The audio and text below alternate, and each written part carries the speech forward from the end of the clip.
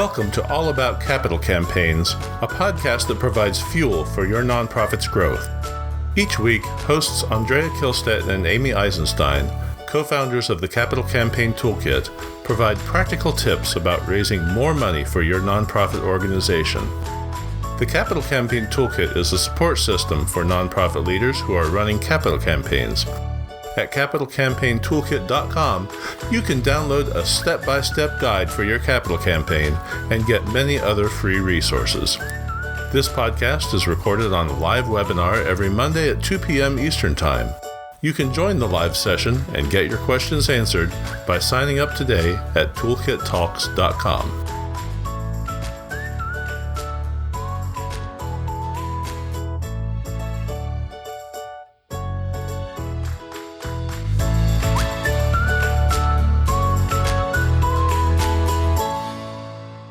Well, we really do have a very special guest today.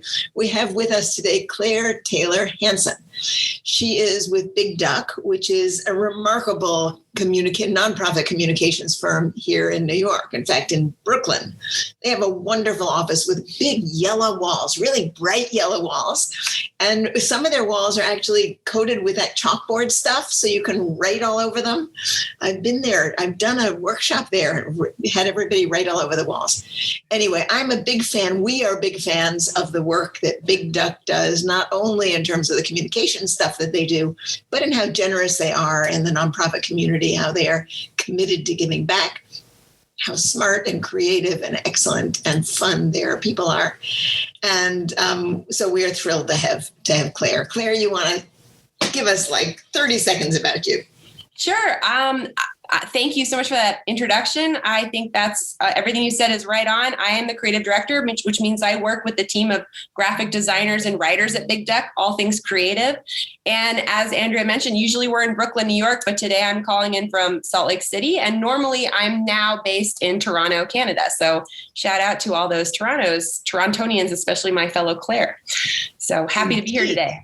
Indeed. Nice. Amazing that you're not based in Brooklyn. I see. I didn't even realize. So a couple of things to know. First of all, for all of you who have gotten your fingers worked up here and loosened up and ready, as usual, while we begin talking about a topic, you have an opportunity to type in questions that you have. Now, if you have questions about campaign materials, this is clearly a good time to be asking them because we have a special expert. But if you came prepared with other questions about campaigns, or anything else except your personal lives, I suppose, you should type them in also. And if they're not risque, we might actually respond to them. So typing your questions, what we do for those of you who are newcomers is we spend about the first 10 or 15 minutes talking about a topic while you have a chance to type in your questions. And then we pivot to your questions. And it's sort of like we tap dance, right? Picking the questions and answering them and being challenged to figure out if we have good answers right in the moment.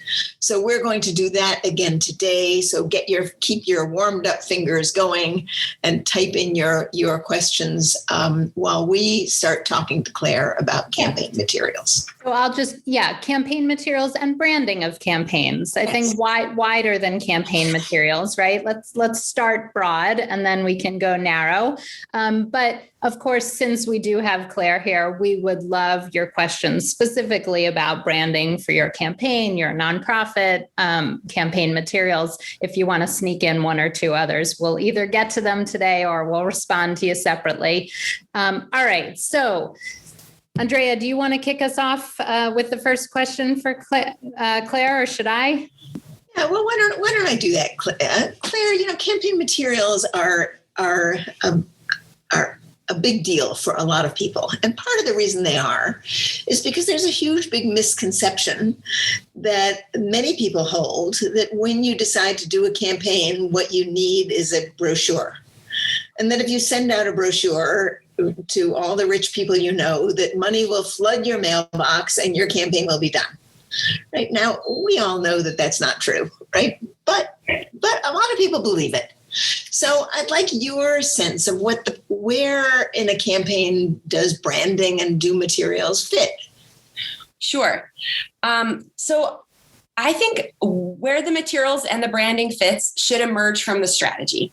And so, first of all, you need to have alignment on your nonprofit's strategy and where you're going as an organization, because we often find that the capital campaign is really pushing your organization to that next phase, that next visionary spot. So it's almost like the leading edge of your organization itself. So starting with a brochure is probably everyone in this chat knows the wrong place to start, just especially now that we find ourselves post-COVID.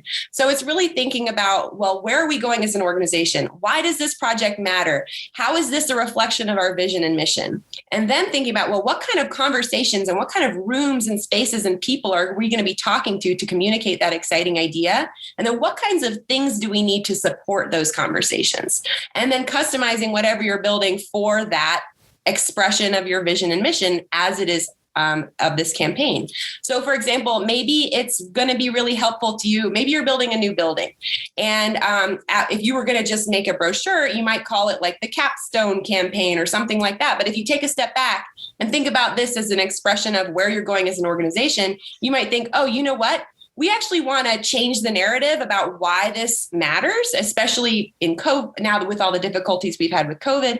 Maybe this should be all about community. And so maybe what would really help us reset expectations would be to change the name to something like the community campaign. And maybe we really need a name that changes expectations and we don't need a brochure at all. Or maybe your project is all about like integrating with new audiences and communities. And so what you want to do is really focus on, well, we are going to have a private phase. We are going to try and get private donations, but ultimately we want this all to be about community engagement. And so then maybe a cool strategy might be, what if we work on the public facing microsite or the public facing, splash page, and we use that as our engagement tool with our private phase major donors. And we showcase that as a sneak preview. And those are the conversations we want to be having to align ourselves with our vision and mission. So really it's working backwards from who you are as an organization, really. And then next step, where you want to go as an organization. Does that make sense? Yeah. I mean, I absolutely love that somebody from a marketing and branding and communications firm say you might not need a brochure because I can't tell you how many times I've been in organizations and the brochure is out of date the minute it comes out of the printer, right? And they end up stacked to the ceiling in the development director's office and then go in the trash. So I love the idea, that you might have a micro page or site or whatever on your website. It can be updated constantly. So I love that. I would love, Claire, for you to back up. We dove right in. Let's give people a sort of a bigger 300,000 foot overview of why branding's important. What does this mean for a nonprofit and for a campaign specifically? Do organizations brand campaigns, and how does that connect to an organization? Start big. Yes. Okay. Start big. At the very biggest, a nonprofit's brand is their voice. It's what's going to shape the perceptions that people have of you beyond, of course, the wonderful program work that you do. So it's what you say, it's what you write, it's how folks interact with you. It's the perceptions that are formed as a result of your voice. That's what we at Big Duck think. And so for a capital campaign, how that should come to life is it's kind of a tricky dance between reinforcing those perceptions of you and also kind of differentiating from those perceptions of you a little bit. So you want to have the shared DNA. You want to feel like this is an expression of you as an organization, but you also want to kind of signal or flag that this is something special, that this is something extraordinary. This is an exciting new chapter. And so it's really striking that balance where you're both kind of reassuring folks that this is part of the organization that they love and also exciting folks that this is part of a new phase of the organization's life cycle. Great. Andrea, where do you want to take things from here? Yeah, I mean, I think that's really a wonderful topic, actually, because I think a lot of people don't think about giving a campaign itself a brand, which is distinct and different from the brand of the organization, right? They worry that it might be confusing, that, there are a lot of misconceptions about this. And it's always struck me that one of the reasons to rebrand, and I love what you said, Claire, that it's an opportunity to kind of shift the perception of the community a little as the organization is expanding out and growing. But I think one of the things that to me is important is that a campaign exists over and above the regular operations of the organization. And it is time limited, right? It's likely to go on for, let's say, 2 years or 3 years, and then it'll go away, right? It has a beginning, a middle, and an end, and it sits like a wart on a frog. I used to say, I don't know why I say that, but I do. It's sort of on top, right? And so when you brand something for the campaign, then with a distinctive looking brand, then people know when the communication is coming about or from the campaign. And then eventually it folds back into the organization and the organization's brand, which may or may not shift in that time. So I'm interested in the final part of that from you, Claire, which is how many times when you work on campaigns do you find that when the campaign is done, the organization's brand is back to the beginning or not? Yes. Well, okay. So this is going to be a bit of a lengthier answer because ideally you have alignment on what your brand is as an organization. So that's like both things that, are immediately understood as brand, like your color palette and your name and your vision and your mission statements, but also like some more intangible aspects as well, like how you communicate, your tone, your style. So ideally, when you go through a capital campaign, you're introducing some new elements to that mix that are time boxed, as you said, Andrea. So it may be you have a special name for the campaign. It may be that you have a special accent color for the campaign. It may be that you have a special quality to the campaign, like dynamism or kineticness that's like different than your regular website or different than your regular tone and style. So then throughout the campaign, you're going to be working on, if it is a brochure, if it is a microsite, if it is talking points, if it is a deck, you're going to be working on these materials, these additions to your brand, these additions to the way you communicate, and you're going to be investing a lot of organizational resources into them. You're going to be investing board input. You're going to be thinking about them deeply. You're going to be really working hard on them. And so then they're going to be kind of this wonderful expression and manifestation of this special moment in your brand. Then when the campaign is over, often there's some like wonderful cross-pollination that can happen where in the effort of making those materials, they kind of almost inform the organization's brand itself so that you actually have things that are not out of date, some talking points about who you are as an organization and where you're going. Probably the things that are really literally attached to the campaign, like the campaign's logo, the campaign's color palette, those are going to fade away because you do want to signal to folks that the campaign's over, and you do want to return to these kind of psychological visual messaging signifiers that it's over and you've moved on. But through the course of making those materials, there's probably going to be a lot of wonderful kind of like aftershocks that infiltrate into your brand and kind of carry forward going forward, which is often a great side effect. Ideally, you don't want to go through a rebrand process in the middle of a capital campaign. If you're doing a rebrand process at the tail end of a capital campaign, it's great to time it at the public launch so that you can have alignment between the capital campaigns. So you're saying, wow, look, we have a new look and we're doing this exciting new initiative. But you have to be really careful with how those line up because like that word on the frog, you still want the frog to be understood as the frog. Like you don't want to cause brand confusion or organizational confusion at this moment when you're building these new tools or using these new tools. I'm wondering if anybody does, and we'll pivot over to the questions in just a minute. We have a number of them, but I'm just wondering if anybody else has to remind themselves the way I do that a brand is not just a mark, right? It's always tempting, when I hear brand, I hear, sort of a logo, right? And when you, Claire, just talk about tone and style and energy and other characteristics, it reminds me, would you talk a little about that? What really is a brand? Sure. So I said a brand is perceptions, but okay, well, what are perceptions? So, a brand is, yes, a logo. yes, color, but also a brand is your tone and style. So when people go to your website, when people talk to staff, do they get kind of an academic vibe? Do they get a really kind of thinky vibe? Or do they get like a really kind of grassroots community, vibe? Like what's your personality as an organization?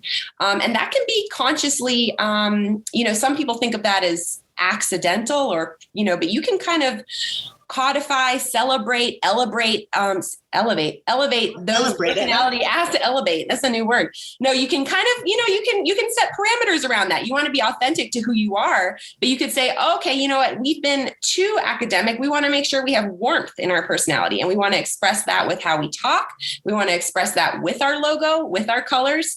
So all of those things are the brand. And so, like a typical toolkit for a nonprofit, might be color palette, personality, typography. And then for the campaign, you might have additional tools. And so those might be a special logo. You might not need a special logo, especially it depends on, what your goals are for the campaign. A campaign name, that's almost always the case. Talking points, maybe a special stylistic treatment. Not always, there's no correct recipe for a capital campaign, but some of those components may or may not make sense. So it's almost like an additional layer of elements that are useful, both visual and verbal. Once I took a workshop and where I can't remember why we did this, but people put a bunch of plastic animals, little plastic animals in the middle of the table, right? And you had to sort of pick out the animal that you thought best reflected you or something like that. Struck me that's sort of what you're doing when you create a brand, right? You're sort of finding what animal it is your organization, right, is or would reflect. Amy, you and I should sit down and do that about the toolkit one day. Yeah. See what we reflect in that. All right. Let's look at some of these questions. Kristen's asking a great question. She says, Claire, when is it most effective to engage with a communications/creative team? What background work should a nonprofit do first? Do you mean like engage with an external team, like a consultant, or do you mean like when do you start engaging your internal comms team or freelancers? I'm going to guess an external team, and Kristen will add if in the Q&A box, Kristen, please, so that we can find it quickly.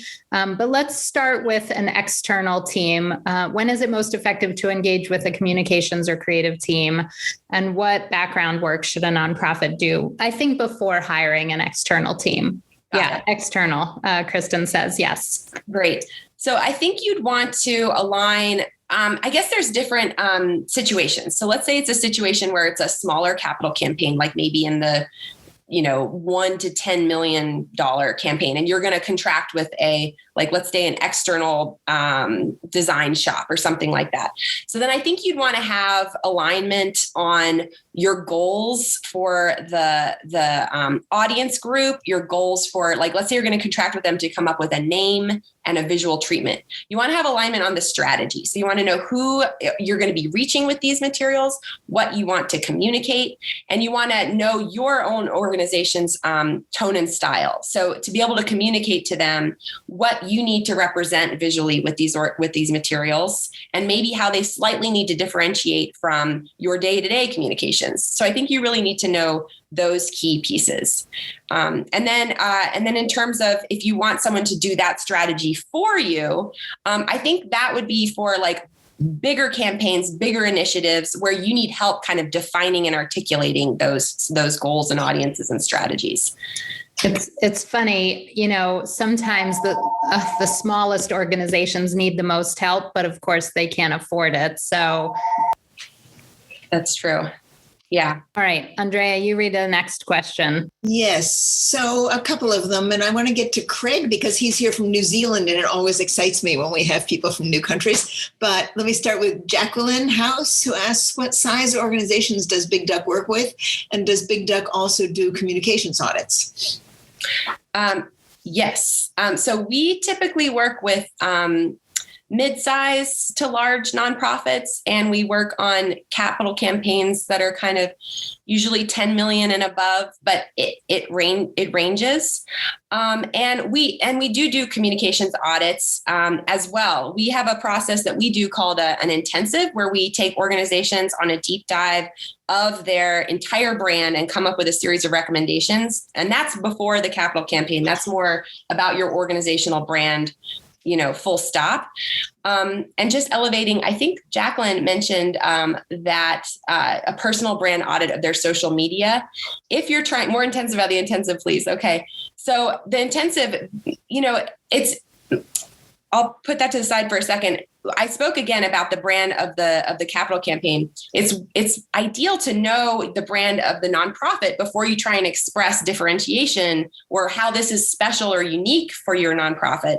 So knowing who you are as an organization down to your aligned vision, your mission, the external expressions of those as they relate to your strategic plan, where you're going as an organization, and then how those all come to life in your materials, in your social media presence, in your website, in your logo, in your colors. That's really fundamental. So, realistically in the nonprofit world, it's messy. You may not be able to align on who you are as an organization and align your organization's brand before you do your capital campaign. The stars don't always align, but if you can, it's a great idea to do that. And you can do that internally or externally. The way we do it at Big Duck, as I mentioned, is this intensive process. It's a full day. Back before COVID, it was a full day meeting. Now we do it in 2 long Zooms, and we interview stakeholders. We interview board, staff. We try and hear from external folks. How are you expressing yourself as an organization? What are those, types of perceptions that are being formed of you? And that's something that folks can do without Big Duck's help. That might inform also the capital campaign. How are folks encountering you now? How are you being perceived now?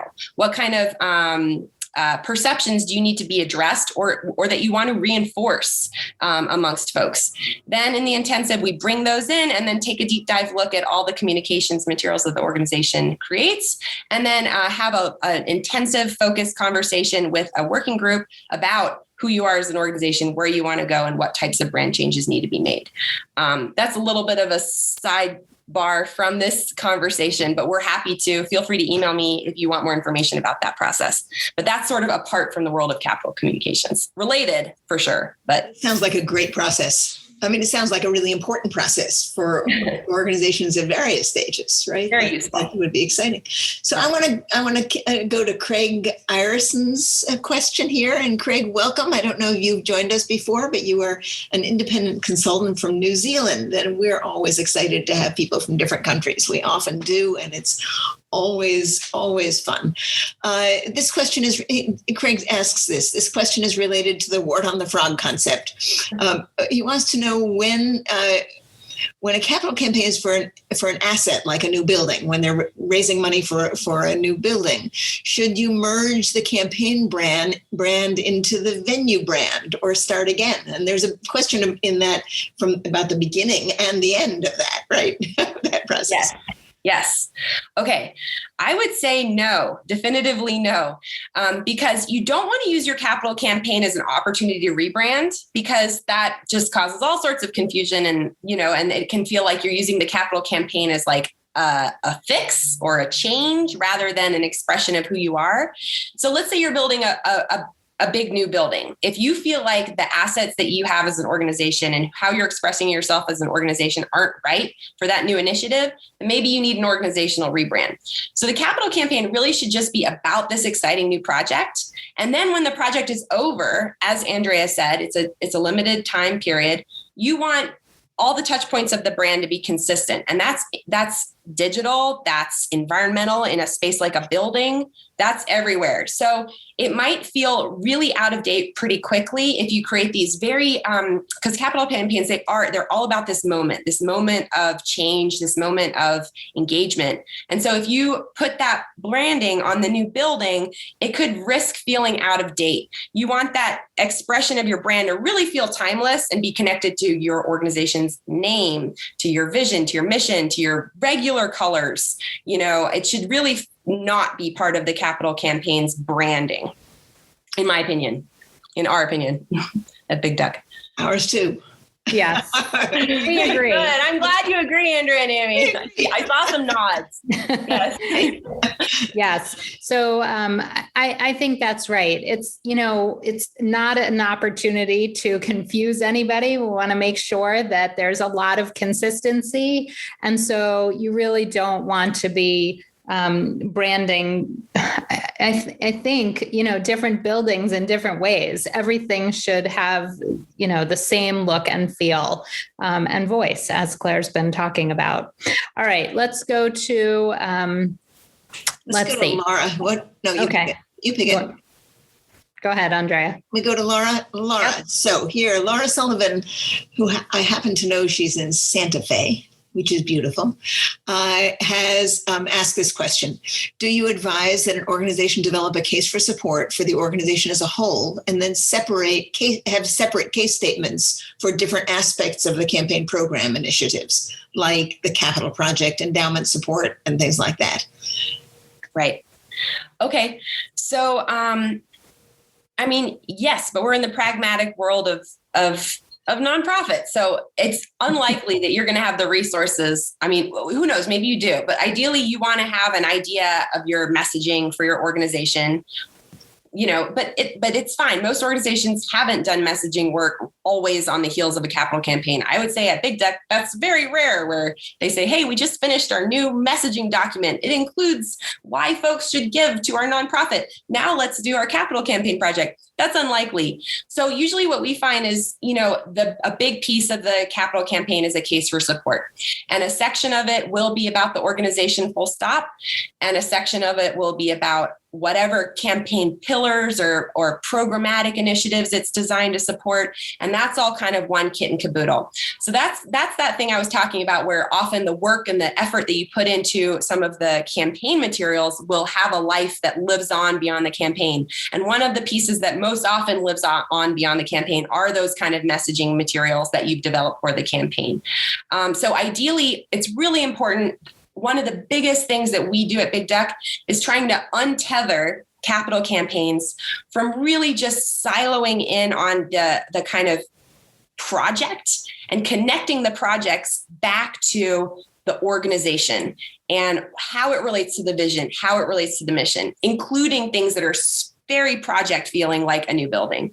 It's easier when it's a big initiative that the capital campaign is going to support, like a big new project that's in the community. That's easy to relate, but you really want to always reinforce why these things matter, why you should donate, how they're going to help you do the work that you already are doing. And so in that way, by defining those goals and writing those talking points and building that case for support, you're going to be kind of building a case for support in a way for your nonprofit. And one more point of a clarification, when we say case for support, that doesn't have to be a brochure. That can be a microsite, that can be a deck, that can just be a conversation, some talking points. So, there's what your case for support looks like can be really different, especially now as we're getting out of this global pandemic. That is amazing. We are, as you saw, you got 2 cheers. We're so happy to hear you say that. At the beginning of the conversation, Andrea did start by talking about how people, lots and lots of board members specifically, feel like to kick off a campaign at the beginning or to start a campaign, the first thing to do is make a brochure. And at the Capital Campaign Toolkit, we feel like you don't need to make a brochure until 70 or 80% of your money is raised when you're going into a public phase, or maybe you don't need a brochure ever at all, because as you've just mentioned, there are so many other tools and venues and forms of communication now, especially with technology, that a brochure just may be out of date or completely unnecessary, depending on the circumstance. Andrea, what do you want to add? Yeah, so there is something I want to add, and then I want to go to the second part of Laura's question, because it's a question that's been on my mind also. But I want to add this, that Claire, you just hinted at something that to me is music to my ears, and that is that really what a case for support is a set of ideas. that can then be translated into all kinds of things, into a solicitation, into a conversation, you name it, it can be translated. But until the ideas are clear, I'm a big fan of ideas. I think that everything emanates from having a clear idea and knowing what it is you want to be saying and being able to in your own mind understand the flow of those ideas. And I think very few people think that way. So I just want to thank you for sort of touching on that. I think it's so important and so hard to clarify ideas well. Mm-hmm. But when you do finally, everything else flows much more easily. Andrea, I was nodding a lot because I so agree. And I think for a capital campaign, another way to think about those ideas is the story. And so we find because it's also about persuasion, because you want folks to be excited, and not just the donors. We don't want to always be so donor centric. It's for the community to demonstrate why this matters.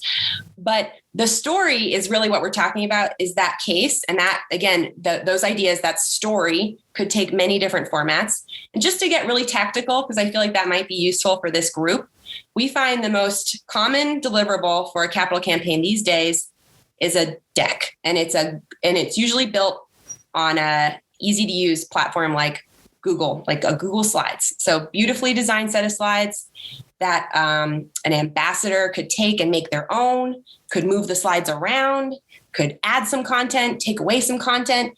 An engagement tool like that is often just the most useful tool of all. So they do take many different shapes, but these days, that's the one that we most often end up building.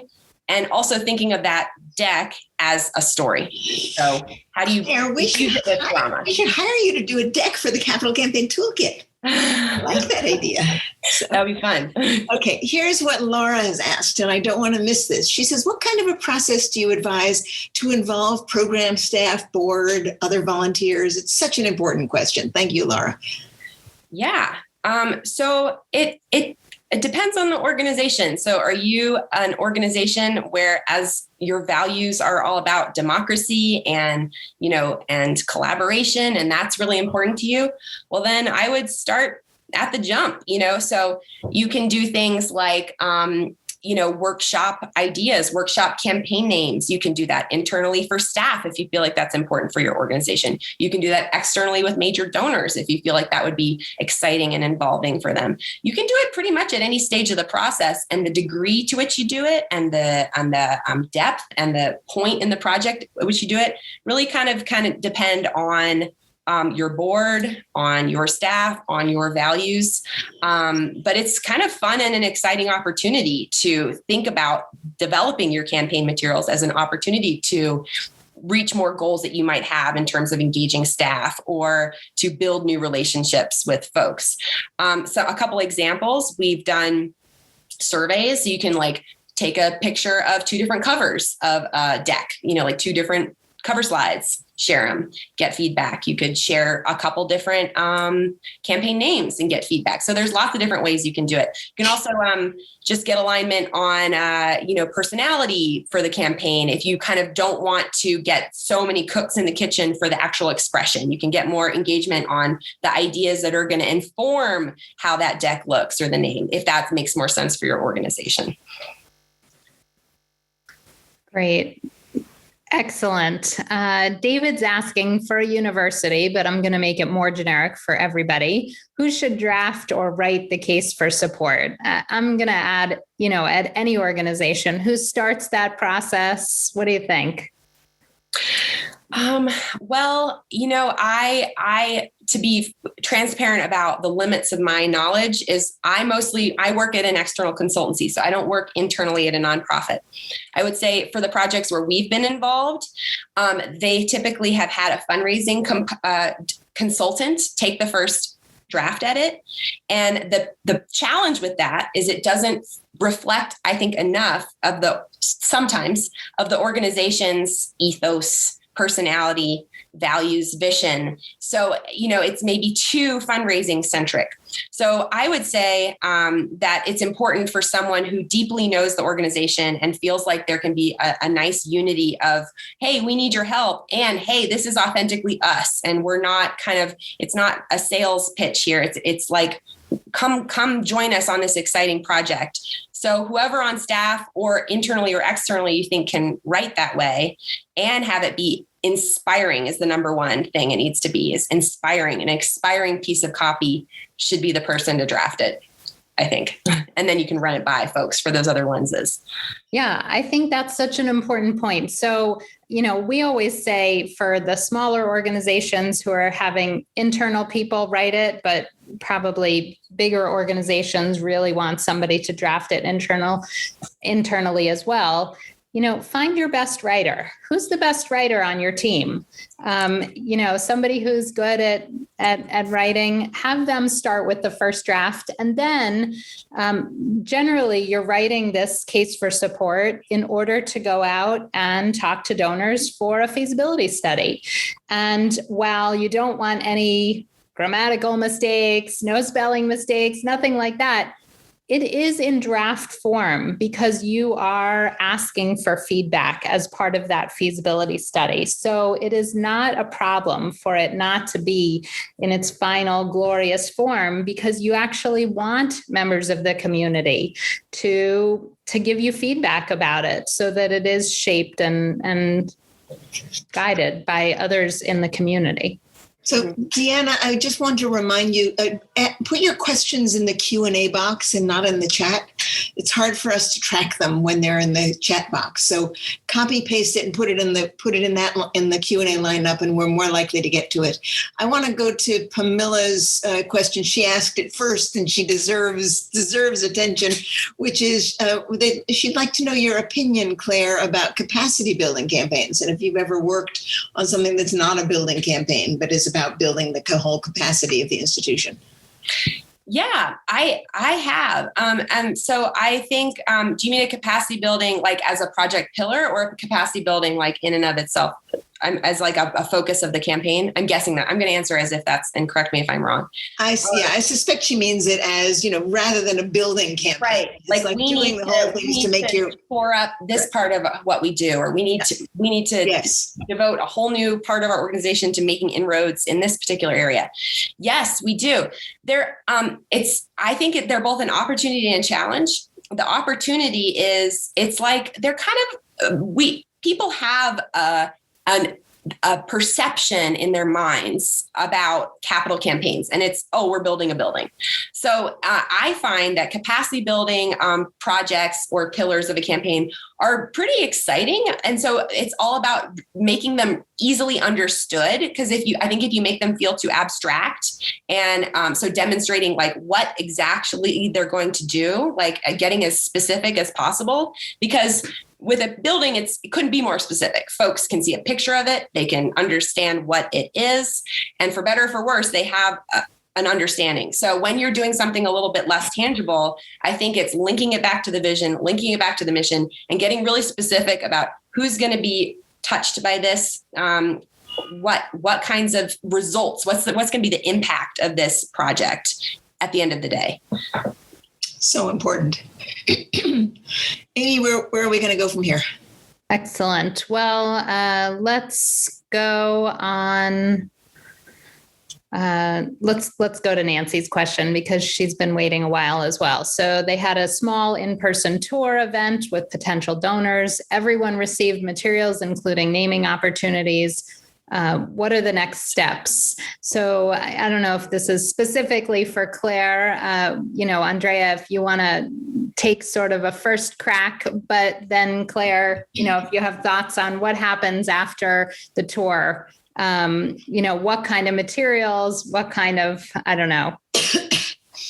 Yeah, it's interesting. I mean, it is interesting to think about materials to send out after the fact that are surprising and not boring. Right. So I think it's an interesting part of this for you. And Nancy, I would say that, the answer to your question has everything to do with what kind of people you invited to your tour and where they fit in terms of levels of giving, right? If you invited a dozen people who all have the capacity to give you $100,000 or more, or whatever your lead gifts are, then you would follow up individually with every one of them.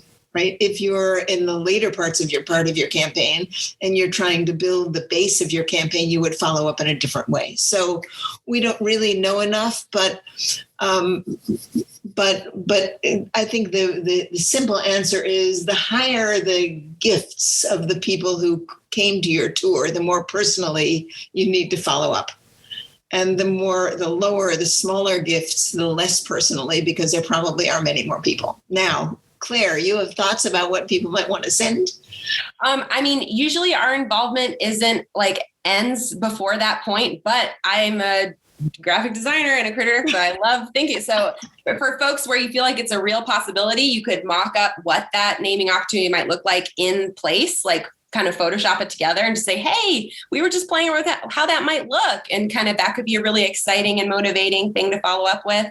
And then also if the communications were broad that you gave them, if you know that they're particularly passionate about something or other. So if they're passionate about X, Y, or Z, if you have any additional materials that you could give them, even not in the campaign brand, if you just have your nonprofits, a great blog piece about their particular passion, sending that along is a great way to kind of follow up. These days it's so easy to individualize things, right? Gone are the days when we had to print 20,000 brochures and send the same thing to everybody, right? It's very easy to individualize stuff. So I think that's a great reminder to all of us.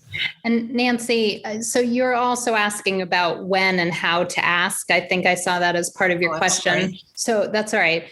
It's, you don't want to ask in an email. It depends on what level of donor you're looking at or you're speaking to or who came on the tour. If these are your lead level donors or your major gift donors, you're going to want to ask in person or over video chat. To me, this is in person. I mean, look, Claire's in Toronto. We're, in New Jersey and New York. So this is in person during COVID days. And even if you're geographically separated from your donors, but for the most part, you don't want to be asking for a campaign gift in an email until you're at the very end of your campaign and you are asking the community for support at the very end. All right, so let's go to, Susie, yes. Because I'm cherry picking these questions for the ones that are particularly helpful to Claire can particularly answer. Then if we have time for the others, we'll come back to those. But Susie says that it seems like websites are the new brochures for some, and you spoke about microsites. I wonder if you would talk a little more about that. Sure. So we are finding that is the case. And so it's interesting also this private, if you're having a quiet phase and a public phase, well, how does that track? How does that track onto it? And so the reason that I think it's becoming the new brochure is for all the reasons we've discussed there. It's easier to send a link. It's easier. You can screen share a website and walk folks through a website rather than walk through a brochure with them. You can do more. We're just getting used to visual language. Unfortunately, we're all on our phones. So we're used to things like animations and, videos and, liking things. We're kind of, that's how we're used to kind of engaging with content, for better or for worse. Again, know your audience. This may not be the case if you've got an older, kind of more print-centric audience. It depends on your project. But so for projects, some capital campaigns, it does make sense to start with a website first. And it can have lots of bells and whistles or fewer bells and whistles. It just depends on the project. But I think it's purely a reflection of the world in which we live right now. And that's only going to get more that way. Yes. Right? We are becoming more and more visual, less and less verbal, more and more sort of big, bold visual statements that can be conveyed over either on your phone, right? or on the web. I mean, And people are reading less and less. So the more you can communicate in other ways, short text, bullets, pictures, quotes, all sorts of other stories, but honestly short, because people are not reading a lot today. And if you're going to do something short, and I'm sure Claire will back this up, it has to really hit the point. Right? You don't have 10 pages to wander around the point and let somebody find it. You have to, which gets me back to the importance of having clear ideas, of really spending enough time at the idea stage of your material development so that you really do know what ideas you're trying to convey. And then you won't have to blather on forever in hopes of finding an idea that works. Right. Yeah, so I want to go to, I think it's pronounced Sion's question, and I'm going to twist it a little bit, but Sion is asking about advice for newer nonprofits. I'm going to add, or smaller nonprofits doing a capital campaign with little or no staff. Maybe what resources for branding might be out there? If somebody can't afford to hire Big Duck, what should they do? Okay, so I would say that going back to the ideas piece, the ideas are the most important thing. So you don't need, I wouldn't, and there's a risk in reinventing the wheel. So less is okay visually and brand wise for a capital campaign. So in terms of resources out there, there's free online tools like Canva, where you can input your own brand assets. So your logos, your colors, and then it will export out materials that are designed in your brand. So that's in a type of brand that is your toolkit. So that way you can kind of use that to maybe create some supplemental materials for the campaign. You could find a trusted freelancer and use with that one freelancer for the whole life cycle of the campaign, establish a rapport with them, and they can kind of keep that consciousness of what that look, feel, voice for the campaign should be. And then also, again, keeping it simple. So maybe your capital campaign just has one unusual color that audiences aren't expecting from you. And that's going to signal the campaign, or one unusual pattern that, so just thinking about with my capacity, with my staff, how can I signal that this is a special initiative without really overextending us, and then doing it right, what you want to do right, which should be the ideas rather than worrying so much about the visual expression. Good. Also, I want to just invite everybody in the audience to put in the resources that you've used in the past that have helped with your marketing and branding, especially in a small shop. Claire, there's so many questions pouring in, and I hope we have time for one or two more, but I do want to give you the opportunity to share some key takeaways that you don't want to leave without leaving the audience with. So, are there a few things that you want to make sure that everybody knows about branding a campaign that we haven't covered, or anything that we haven't covered that you want to talk about? And then maybe we'll get to one or two more questions. Yeah, there's something that I felt like I kind of missed earlier, which is someone asked about who should write your capital campaign. And I think one important step that's really useful to consider for smaller campaigns and big campaigns is to spend a moment before you dive into writing the case to think about, you probably have informal pillars or projects for the campaign, but then thinking about, what's the organization that you want to externally talk about? So you might say, okay, my capital campaign is a building with 2 wings, but externally, maybe it's about community and, sustainability, you know what I mean? And so then how that building maps onto those 2 things. So before you even go into writing, think about what is the structure of my capital campaign? What is the external story that I'm telling, completely apart from what we actually need money to, the buckets? So thinking about rethinking the buckets, and it may make more sense that the buckets stay. And it does make sense to say that's the pediatric wing of the hospital, and that's the surgery wing, and that's how people are going to get it. And that's the obvious way to organize my story. But it could be that there's a different way to organize your story, that if you step into your audience's shoes, that might make more sense. It might be more compelling and motivating. That's a big takeaway. And I think also just the biggest takeaway is that rethinking of the case or of the materials in general. And one kind of ancillary thing I might add on to that is, folks, we were talking a lot about the benefits of customization with a deck and how you can modify that and adapt it as needed. But you can actually think about a printed case differently too. If you're a more traditional audience group, or you know that that's a tool that will be really helpful to you, you can also switch it to kind of like a folder. And maybe there's 1 or 2 pages up front. Maybe it's like a folder book, but it's not a 12-page, 24-page case. It's like a really beautiful folder with the big picture ideas of the campaign on it. And then everything else is sort of like an insert and customizable and can be changeable. Especially if you're a small, low capacity nonprofit, you're going to have changes. Just realistically, you're going to have changes to the naming opportunities. You're going to have changes to just things are going to happen. And so having the ability to kind of be more nimble and fleet-footed and scrappy, and to kind of change out, and then you can hire that freelancer just to make a template for those inserts. And that'll kind of help you be responsive and nimble and not kind of lose costs in building out those materials and lose kind of gain peace of mind. Yeah, we love the idea of a folder, because you can put in whatever you want for that particular meeting, whether it's a board list or a drawing of your building or naming opportunities, depending on where you are at each stage of the campaign or who you're going to be talking to.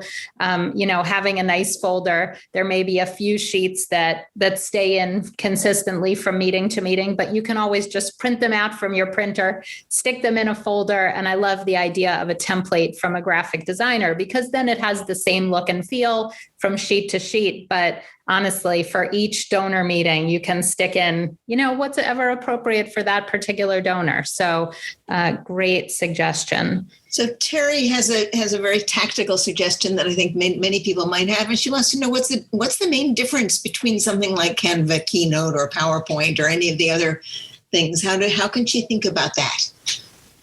Sure. So if you're going to be building a deck, like a slide, a presentation, you're going to want to use a tool for that. So that's going to be Google Slides, PowerPoint, Keynote. If you're going to want to be building some brand asset, some branded communications assets, like a flyer, a social media post, you're going to use something like Canva. Now, all these things are getting blurry because Canva's creating ways to do presentations.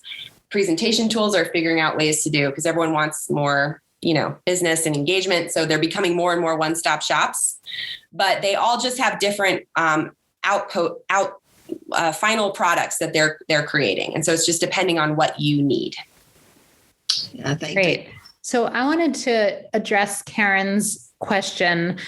So Karen's writing, what are your thoughts on COVID in relation to a capital campaign? Is there concern of raising funds coming out of the pandemic or fear of the looming recession? And, Andrea, let's answer that. And then Claire, if you want to add anything, but really, Karen, it sounds like you're fundraising from a place of fear, whether it's COVID or recession. And honestly, over the last year and over the last 2 decades, what I've seen is that organizations that have a positive outlook on fundraising have significantly better results than organizations that are coming at it from a place of scarcity. And so, any time can be a great time to fundraise or potentially a bad time to fundraise. And I think a lot of your success has to do with the attitude of your staff and volunteers. And so I really want to caution you from worrying about the recession or COVID. There are plenty of organizations we worked with this year that raised tons of money. Maybe they shouldn't have, but they just believed they could. And they went out and they talked to donors, and their cause was no more or less important than any other time. And they did it. And so, Andrea, I'll let you answer. Yes. And then Claire, if you want to have the last word of the day, you can do that. Yeah. So I have a couple of thoughts. First of all, the best time to ask people for money? Now. Right? Just ask. Just keep asking. Ask more often. The more you ask, the more successful you're going to be. And you don't know the timing. You don't know the timing has to do with the donor, and you don't know. So you need to keep asking and let them tell you whether the time is good. I'm amused at this COVID business because Amy and I began the Capital Campaign Toolkit as really a response to COVID because we knew everybody felt like you were in a crisis. Well, these talks. Yes, I'm sorry. Yes, Toolkit talks. We began these as in response to the fact that people felt like they were in crisis. Now, as you're going out of COVID is beginning to shift, and we have the same sense of urgency, right? It's the same thing. Things are always changing, and you always need the confidence and courage and willingness to think yourself into the fact that people are generous, that people want to be generous. And the more you ask them, the more they will tell you whether the time is right or not right, and when you should come back. And that's the attitude you need to do this business. Now, seems to me you want to just hand it. We have 3 minutes. Yeah. So you know what? There's so many great questions we didn't get to answer. Claire has been generous enough, I think, to share her email, but feel free, please go ahead and type it in again. But I did share the Big Duck website, which I can put again in the chat box. But honestly, if you Google Big Duck and nonprofits, it's the first thing that comes up in Google. So it's easy and not a problem to find. Claire, final thoughts before we sign off? Just thank you all. I really enjoyed being here, and I would love to do a +1 to what Amy and Andrea were just talking about, that abundancy mindset. COVID has made us all feel so anxious and overwhelmed, and I think there's an overflow of that to thinking there's, I think it's thinking of donor dollars and compassion and support as there being ample is a healthy practice to try and channel right now. Excellent. So Claire, on behalf of the Toolkit, I just want to thank you so much for joining us today. I mean, this is a topic that's so critical and important to nonprofits in general, but campaigns specifically. And I think your concrete and specific suggestions were super, super helpful. Andrea? Thanks, Claire. It really was fun to have you. It was. We should bring you back and have you show us some samples. I suspect everybody would really be happy to do that if you'd be willing. So maybe we can reschedule sometime and maybe work on really talk about a very specific thing like slide decks. What is a slide deck? Sure, like, a little show and tell. Yes, I'd be happy to. It'd be my privilege. Great. Thanks to everybody. Sorry if we didn't get to your questions today. We had a lot to go over. If it is burning for you, email either Amy or Andrea at Capital Campaign Toolkit, and we will try our best to answer your questions in another way. They were terrific. There were just too many of us to tap dance around today, which is a wonderful sign. You got your fingers going, and we appreciate that. All right. Bye, everybody. Have a good week. We'll see you next week. Bye. Bye.